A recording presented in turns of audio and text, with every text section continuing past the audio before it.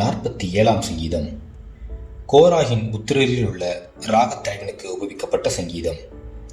சகல ஜனங்களே கைகொட்டி தேவனுக்கு முன்பாக கம்பீர சத்தமாய் ஆர்ப்பரியுங்கள். உன்னதமானவராகிய கர்த்தர் பயங்கரமானவரும் பூமியின் மீதெங்கும் மகத்துவமான ராஜாவுமாயிருக்கிறார். ஜனங்களை நமக்கு வசப்படுத்தி ஜாதிகளை நம்முடைய பாதங்களுக்கு கீழ்ப்படுத்துவார். தமக்கு பிரியமான யாக்கோபின் சிறப்பான தேசத்தை நமக்கு சுதந்திரமாக தெரிந்தளிப்பார்.